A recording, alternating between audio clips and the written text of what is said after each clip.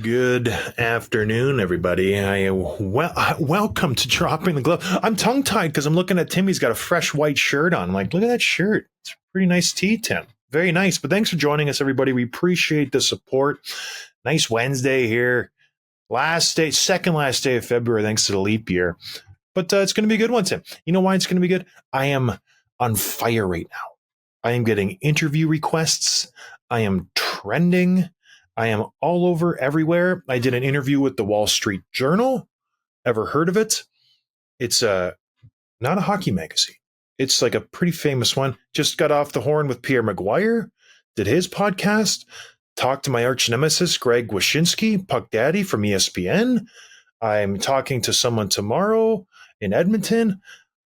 I'm on fire. I'm turning down interviews left and right, all because of Matt Rempe. Appreciate saying his name correctly, putting some respect on that name. Very nice, very nice. But before we get into all that and start patting myself on the back, I want to just say you have 1 day left. 1 day left to win some money from Give Bettor. That's it. Then it's done. Then you blew it. You blew the opportunity to get yourself some free Do-Re-Mi from Give Bettor. Go to givebettor.app/DTG. That's it. I've said it enough. I've beat this horse. It's dead. It's done. We're turning into glue in a couple days. You have till February 29th to make your last pick. Then the free ride's over. So go to givebettor.app/DTG. The Blues Oilers game is on tonight. I advise you to go over on everything. The Blues cannot keep the puck out of their net, and the Oilers are pretty good at putting the puck in the net. If you've watched them lately. They light up every single team. So go pick all the Oilers players and swipe up. Over. These guys are playing fantastic. Or don't. Go under. What do I care? Go and win yourself some money. It's a fantastic opportunity. Go to givebettor.app/DTG. If you don't, you're basically just dead to me. Is that too aggressive? I encourage you to do that. All right, Tim. Moving on. Rempe. Should we put a bow on this kid finally, or should we talk about him a lot more? Because it seems like when we talk about him, we get a lot of positive feedback. He hasn't played in a couple of days, though. Yeah, no, you weren't kidding about just the attention right now, because obviously, like, you're getting the interviews and stuff, but I'm getting my email inbox because people go to the website and they go to reach out, and it's my email that's attached to it. So it's getting like you said, the Wall Street Journal, and he was like, he wanted to interview me because he thought I ran hockey fights, which I don't. But maybe if he wants to interview me about my book or something and put that on the cover, that would also be okay. I'd be open to that. Could be fine with you. Yeah. Yeah, I would. Yeah, I'd allow that. But it's a lot of fun. It's cool. It's exciting, and then the torch story as well, which was pretty funny that you tweeted out. So a lot of fun. But Matt Rempe now he's I just listened to your interview on Pierre Maguire earlier because they live streamed it, and it sounds like has your tone changed a little bit about him being a little bit more selective and careful in how he approaches the fights, or what? Well, I still think he should fight quite a bit, but I think he should not just fight first shift every game. I feel like he has, established himself as a fighter in this league. I feel like even the fight versus Olivier maybe was a mistake. He should have just maybe eased into the game a little bit because Olivier was obviously chomping at the bit to get after him. He was scouting him. He knew what he was going to do, and he succeeded, and he beat him up. So, maybe pick your spots. I think he is owed a conversation by Laviolette or Jacob Trouba, someone on his team or in his organization, to pull him aside and say, we know you're tough. You're going to be on this team. Your spot is not in jeopardy if you don't fight. Because as a young kid, that's what you think. You think if I don't fight, they're going to see that I'm scared and they're going to send me down to the minors. That's all you're thinking about. You're trying to stay in the NHL. You're going to do whatever you can to stay in the NHL. He needs someone to talk to him, to save him from himself. Because right now, he's his own worst enemy. He's going to go out there and fight anybody. He's going to take on anybody because he thinks that he has to do this to stay into the lineup. And that might be the case. But I think he's had a couple good fights under his belt. He's got 2 points in 5 games. He's a valuable piece of this team so far. I think Laviolette blew it by not telling him not to fight versus Olivier in the first shift. That was the day after the Delorier fight. He's on a high. His knuckles are probably banged up. His face is a little raw. He should have did him a favor and said, you don't have to fight tonight, especially not in the first shift, because Olivier is probably all jacked up on Mountain Dew and he wants to fight him in the first shift. And he's like ready to go, salivating. Rempe, and I talked to guys about this. George Larocque is a prime example. Guys would get geared up to fight him, and they would get all excited, and they would want to get it out of the way in the first shift. And George said it on the show, and I've talked to him many times about this. He says, I would never be the guy who said yes.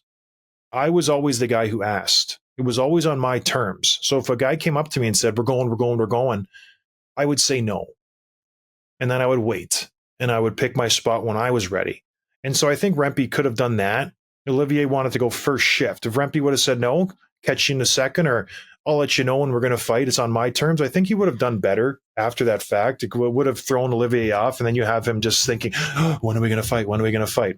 So there's a lot of chess games going on there that should have happened. But anyways, I reached out to him on Instagram. Said, hey, kid, how's it going? Had a nice conversation. Kind of gave him a tips. He was very receptive of my, grabbing on by the collar, protecting yourself a little bit. And we had some other stuff. We said, I'll keep it between me and him. You know what I mean? I like to keep my DMs to myself, Tim. I don't tell you. I don't tell anybody else. Those are mine. My personal private conversations. Thank you very much. No, that's exciting though, because people were wondering if you guys were going to talk, and everyone's saying, well, the Rangers should fly you in and bring you in, and that's they should. Which they should. If they were smart, Glenn Sather should fly me out for a couple days and just let me work with the kid after practice. We don't have to do it in front of the cameras. We'll clear the practice rink there in White Plains, and I'll just work with them for half an hour for a couple days. It'll do a world of difference. But they won't. Scared, I think. It would be great, though. It would improve his fighting capability. I guarantee it. Well, not just guarantee the fighting, but it's specifically like protecting himself, because the offense of the fighting he's got down. He throws haymakers. Yeah. It's protecting himself. The last thing I want to ask before we move on from Rempe is Saturday they play the Leafs, and everyone's saying Reaves is going to ask him to fight. So do you think Reaves will ask him? Do you think Rempe says yes? I don't think Reaves will ask him. No. Did he ask Lucic? No, I don't. Well, they didn't play this year, I don't think. But they have played in years past, and I don't think he'll. No offense to Ryan Reaves, love the guy. He is very aware of his position on the Leafs in the NHL. He has this aura about him, and he's not about to get beat up by a young kid and lose that aura. So he's going to pick his spots. He's not going to put himself at a disadvantage if he catches Rempe on a late shift, or the Leafs are losing. He has to do it, but I don't see this being a first shift fight. I don't think Ryan's going to do that. So I think it's going to be a lot of buildup, and there's nothing that's going to happen. That's what I think will happen. Aren't you glad? I mean, I know the All-Star thing ended your career a little bit maybe earlier than you would have wanted to, or sent you down to the AHL. But one good thing is that you went out on top. Like, what if you had tried to stay a year or two longer than you maybe should have? And then people are talking about you in a way of like waste of cap space and get him off the team, et cetera, where you got to be valuable for your whole career without having to like stay, that extra year. If a team would have offered me a one-way deal, I would have stayed 100%. Yeah. 100%. Tim, I turned down a deal to play for the Kunlun Dragons in the KHL. A very what I'm saying, though. Very and that's not nothing. It was a very substantial deal. It would have made me more money than I made in the NHL in all my years combined. It was a lot of money. And I almost took it. The head coach was Mike Keenan. I got scouted by, I can't remember his name, Scott something. But my dear wife, love of my life, she said, not a chance. If you're going to go, you're going to go on your own. And I said, well, all right. They have FaceTime and stuff. The kids will love it. Email. Yeah. Yeah. And so then she said, no, I was testing you and you failed and you're not allowed to go. And so I didn't go. But yeah, it was a lot. It was a lot of money. And do I regret it? Every single day. 1 year would have changed the rest of your life. But whatever. Do you think I'd be living in this shack if I had nine schmil in my bank account? Not a chance. But no, it's funny. All right, moving on. Speaking of big jerks, Nick Cousins rears his ugly head a couple days off of getting his face beat in by Anthony Mantha that everybody applauded because he's just scum of the earth, Nick Cousins. He was back to up to his no good. People are talking about him again, playing the Buffalo Sabres, a scrum in front of the net. Greenway takes a swing at him, misses. Nick Cousins dives like he's been shot. Lee Harvey Oswald from behind the bushes takes him down. Maybe not a good reference. Poor JFK Jr. got his face exploded. But JFK what'd I say? Junior. Is he not a junior? Moving on. His son was a junior. John. He died in a plane crash. That's right. It's Kennedy's tough break. And then what's wrong with Robert Kennedy's voice? It's a medical condition. Is it? Yeah, it's some disease or something. Yeah. Yeah, it's smart guy, but it's just hard to listen to him. Anyways, Nick Cousin, he just goes down. He tries to draw a penalty, doesn't draw a penalty, and then jumps up and engages in the scrum. I don't know. What else do you want to talk about? The guy's a rat. Like there's really nothing more to say on this situation. If there was ever any doubt that this guy's a rat, this is it. Like signed, sealed, and delivered. This guy's the biggest rat in the game. I don't know. That's it. That particular clip, like it's almost worse than the stuff he does that's dirty. Like this is somehow like scummier to me. You know what I mean? Just like faking. It's like soccer. It's like the faking the injuries when there's egregious like European leagues, and it's just it feels gross to watch. And that's just sort of what it was like. And there's no victims of this. Like this is a victimless crime, other than the worst thing that could have happened was that he drew a penalty, and that would have been a cheap one. But like not like anyone's getting hurt. But just something about it just makes me feel gross watching it. So, and then he pops right back up as soon as he realizes he's not getting the call and joins the fight. So typical. But at least he has 7 points this year, or 8 now. I think he had 1 last night. But whatever. Yeah, it's just this is where you just don't want the instigator. You know what I mean? Because Jordan Greenway could have grabbed him and just worked him.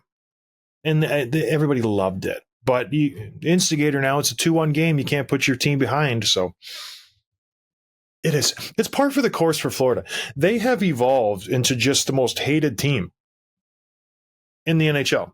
They had Gudas. They got rid of him. They have Nick Cousins now. Everybody hates him. Nobody likes Tkachuk.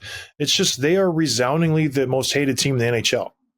Who would be close to this team on the ice? Everybody hates Toronto for different reasons, but Boston on the too. ice, Yeah. they just have a lot of just guys. Yeah, off the top of my head, I don't know. Philly, but no, it's these guys. You're probably right. It's these guys. They're the absolute worst. You're the worst. All right, moving on. Elias Pettersson, Vancouver Canucks. Fabulous season they're having. He is having a career year. I mean, he's already well above his career average pace. He'll probably finish with 110, Tim, maybe 120 points if trends continue to go the way they're going. Vancouver doesn't seem to be slowing down. He's going to be is he a UFA or an RFA after the season? I believe he's a UFA. I'll double check while you talk. If he's a UFA, this is a big deal. They've been having contract negotiations throughout the season. They had him last year. They've been trying to get this guy locked up. He's an RFA. So they have a little bit of leverage at Vancouver Canucks. Yeah. They're not getting any indication from Pettersson that he wants to be here long term, according to Rick Dilawali, a TSN guy from Vancouver area. And he's saying there's frustration growing within Vancouver with the management, the coaching staff everywhere. They're like, why isn't this guy signing the contract? Why isn't he even countering and saying, I want more money? It's just kind of nothing going on in the Pettersson camp.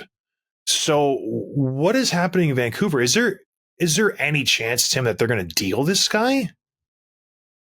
No, but it is really interesting that he's not engaging in conversation, because it's not like he's saying, no, I'm going to test the market. No, I don't want to sign. He's basically not answering. He's not picking up the phone. He's not allowing his agents to engage. This is what Pierre LeBrun said.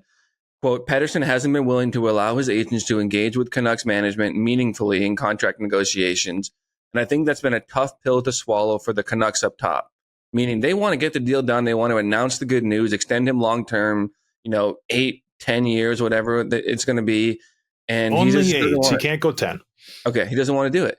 And Darren Dreger said on his show that I don't believe for a second that it's financial. So it's not about the money. There's something else going on in the water here. And my question for you, how concerning is this? Because it's not unusual for guys to say, listen, it's my intention to sign, or maybe they don't say anything, but they will say, you know what, let's talk about it in the summer. I don't want any distractions. I want to focus on just playing hockey, and we'll talk about the renewals in July.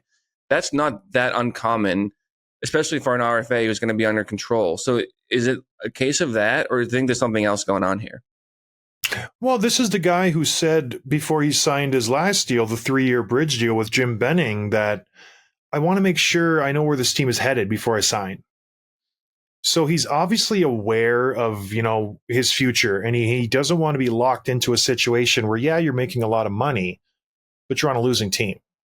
And then you're not happy. And so I kind of can't blame him for that. And he's taking his time. And I just watched The Office, The Art of the Deal with Steve Carell, when he's like the negotiation tactics, and he's like, you never speak first. And so him and Darnell are in the room and no one's saying anything. And so maybe he's doing this. I don't speak first, and he's just really laying into it, and he's just making them feel uncomfortable, because it is strange that you don't even just say, you know what, let's talk after the season, or give him some indication that you're willing to talk and you want to, stay here long term. I would be concerned.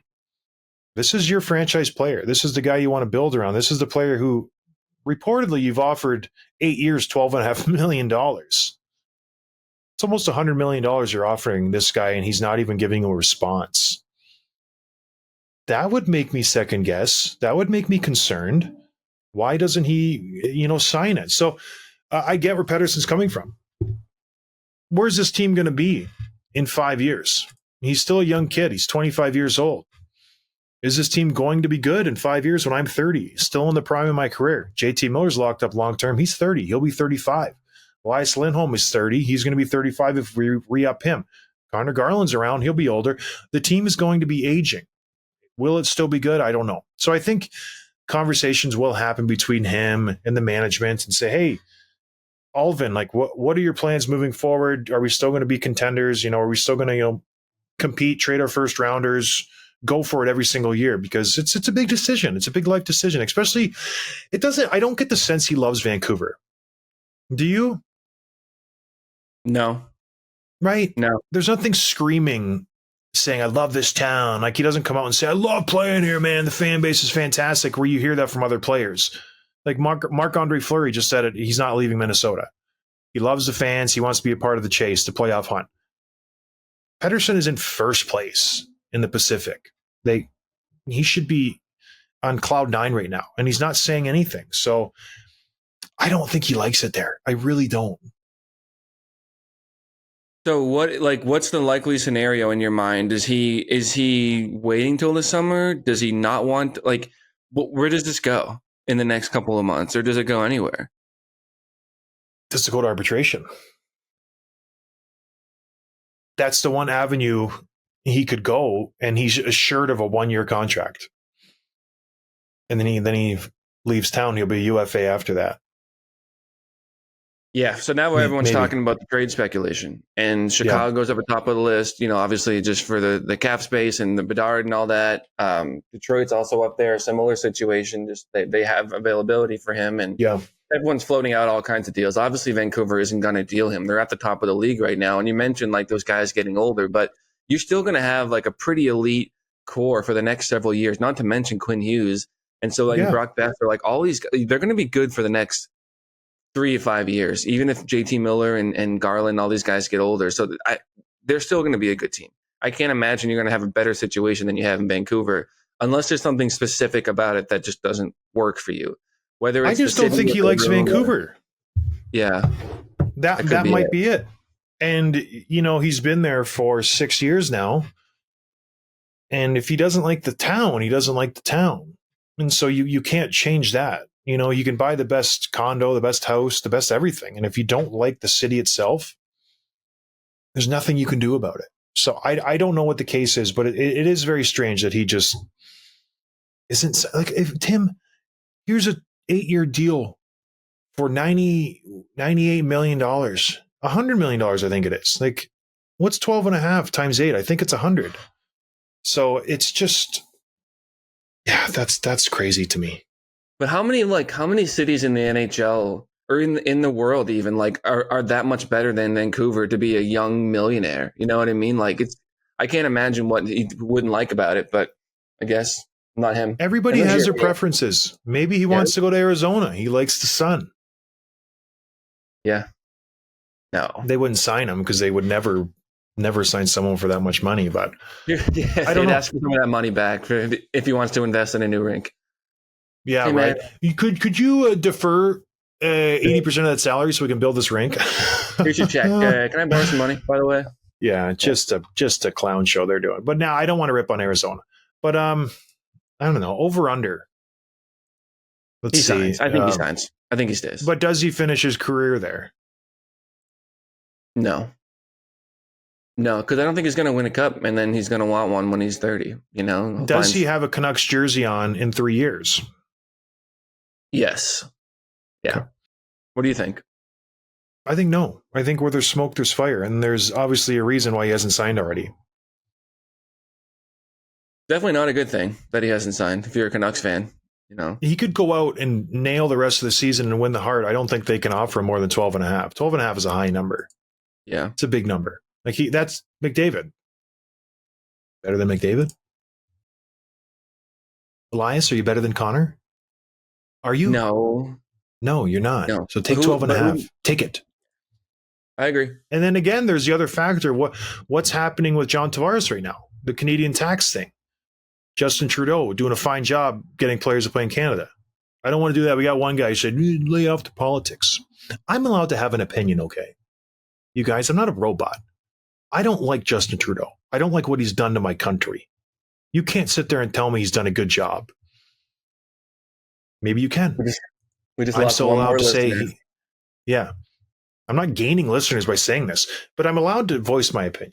I won't go into it. But anyways, get to the quick hits, Tim, before I go scorched earth. Yeah.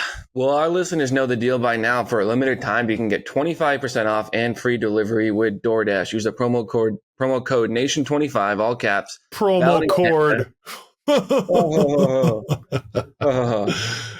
Did you see the clip last night of the Wells Fargo Center losing power? No, Philly?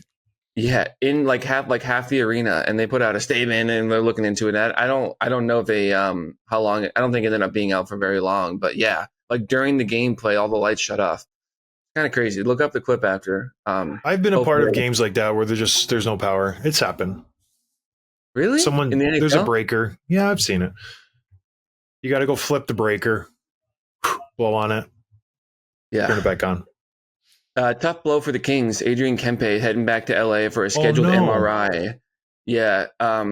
This is a weird time of year just because, trade deadline's approaching and you want clarity as soon as possible to figure out how long he's going to be out, the severity of the injury, and what that does to your roster if he's going to miss significant time. So hopefully it's better now than next week just because they've got the trade deadline in about 10 days now. But hopefully he's healthy. Hopefully he's not Here's my prediction. I bet you he's going to be out maybe a month and a half. Wink, wink, nudge, nudge. He'll probably be back middle of April. That's my prediction. And maybe the LA Kings are in a good spot to maybe go out and add some players. Maybe they're going to kick some tires on some offensive guys. Because don't look now, Adrian Kempe makes 5.5, and you can maybe go out and get a Tarasenko or a Jake Guentzel or something like that, and it would fit in nicely under the cap. Wink, wink, nudge, nudge. Adrian, don't you think you're out for a month and a half? I think I could be back in a week. You mean like a month and a half? Maybe. These guys are terrible. It's disgusting. You don't know. I'm sure he's really hurt. Oh, for sure. I saw him out last night in Venice Beach, okay? I was there. Yeah. All right. What else, Tim? Yeah, Nichuskin is back. He got cleared to resume practicing with the team. Obviously, he was out a few weeks back with the player assistance program, and he's back in Colorado. I don't think he's played in a game yet, but good for him to be. That's why someone asked to trade for him in fantasy. I have him. Someone offered me a trade. So I should not accept the trade. Not if you want to win. Are you still in it? I think I just waxed you last week. Which team are you? Friend of the show. That's you? Yeah, you did. My team is so bad. I just got so an offer for Sorokin, so I'll probably take it. You'll probably take it. I'll take anything. Yeah. That's funny. All right. Speaking of your Bruins, they lost again, Tim. But they're getting 1 point every game. So they're consistently losing in overtime or a shootout. There's something to be said for that, right? You're getting some points. They blew another lead, and they allowed another goal in the late in the third, tied it up with Charlie Coyle, but they lost in another shootout to the Kraken. And I don't stay up for these games. I go to bed at like 9:30, 9 o'clock. So I don't catch these games, but I get the text in the morning from different people saying, "Why do the Bruins stink?" And Allmark blew it. He threw the puck right up the middle for a gift for a goal for the Kraken, and then they had a goal disallowed, I think, the Bruins. So there was a lot of bad bounces there. The Morgan Geeky thing, I think that should have been a goal, but whatever. It should have been a goal for sure. The Bruins should have won that game, but they didn't because they're not a clutch team, and they're going to be in the wild card soon. Oh, they're not in first place anymore. Florida has surpassed them. Here comes Toronto, and then here comes the Detroit Red Wings, and then here comes Tampa Bay Lightning. So just get ready. The Red Wings put up 8 last night. Did you see that? They cannot stop scoring. Yeah. Did you see the 3-on-1 with DeBrincat, Kane, and Larkin? I did not, but I can imagine it was good. Yeah. It was beautiful. DeBrincat ended up scoring on it. These guys are getting hot at the right time, and Kane's putting up over a point per game since he came on. It's just so good. I watched them firsthand the other day. I was in the rink. Yeah. They look pretty good. They look really good. With all the distractions, the bells and whistles with the Kane thing and the Chelios, they played great. They're a dangerous team. If they could just keep playing like this, I would not want to play them first round. Good team. All right, Tim. What else are we talking about? Well, just mention the Bruins. Jake DeBrusk spoke to the media today, said there's been no progress on a contract extension. So he kind of went on. So obviously 2 years ago, he signed. Let me finish before you decide. He signed a 2-year bridge deal, and he played better last year, not playing as great this year. And this is one of the fluky things, because I remember people being frustrated with, similar player, not a similar player, but similar stats as a Michael Ryder, where he's a goal scorer, but he's not a 40 goal scorer. When you score 20 to 30, depending on the year, you're by definition going to be streaky. You're going to have 3 goals in 5 games and then nothing for 10 games, just because that's how the math is going to add up. So you're getting a little bit of that from DeBrusk, but he said that he's been concerned about it or anxious about it. I forget the word he used, just because he went through this before and then he's not getting what he wants now. It's possible that he's playing his final stretch of games in a Bruins uniform. Hopefully, right? Like, has there ever been a player given everything and he doesn't produce up to those opportunities? Tim, he has played with a superstar on his line his whole career. They've been begging him to produce.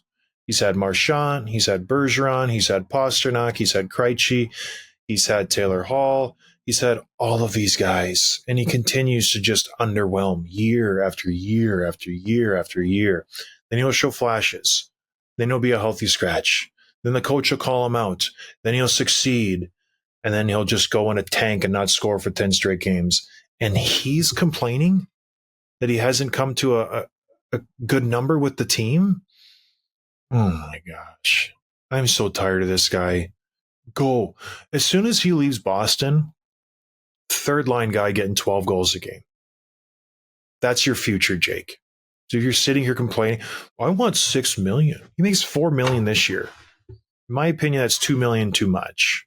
This guy's a $2.5 million player. For the amount of baggage that he brings, the amount of Timmy's on the first line. He gets to play with Pasternak every single night. And he's only got, 17 goals? Crazy? Nuts? I would have at least 12 if I played with Pasta. At least.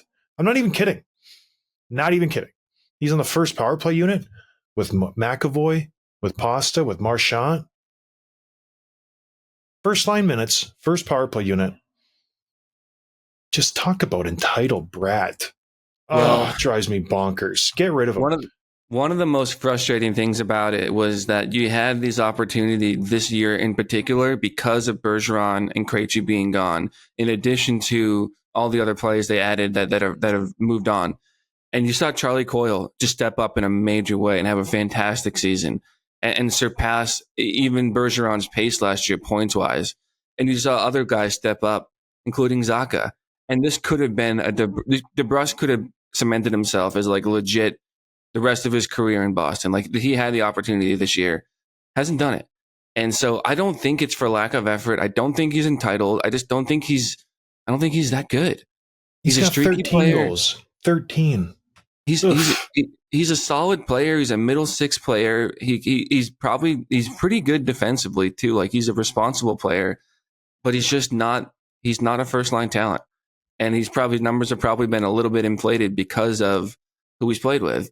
100%. And so, yeah, I'm not frustrated with him in the sense of like, I think he's giving it his all. He's at the peak of what his production level is going to be given his talent. Let's pin this comment. If he leaves Boston, mark my words, next year, February 28th, good thing we weren't doing the show tomorrow. So there's not going to be February. He will only have 6 goals. He's not going to have a better situation than this. Not a chance in the world. If he can't score, more than 13 playing with Pasta, what makes you think he's going to go somewhere else and be on the first line? That won't happen. He's going to be on the third line. I'm really upset we haven't come to, terms on a deal. No crap. You're not. Unbelievable. The chutzpah of this guy drives me bonkers. All right. Anything else, Tim? No. What is this, your 4th, 5th interview of the day? It's been a lot. Yeah. I need to go to sleep. I got to go have a rest. No, we're going to do another show on Friday. I'm dedicated to this. All right, everybody. Thanks for listening. We appreciate the support. Yeah, we'll catch you on Friday. Week's already over. Crazy. It'll be March 1st. Very fun. All right. Have a good one. Cheers. Thanks for listening to Dropping the Gloves with John Scott, a member of the Nation Network of Podcasts. Subscribe wherever you get your podcasts from to never miss an episode.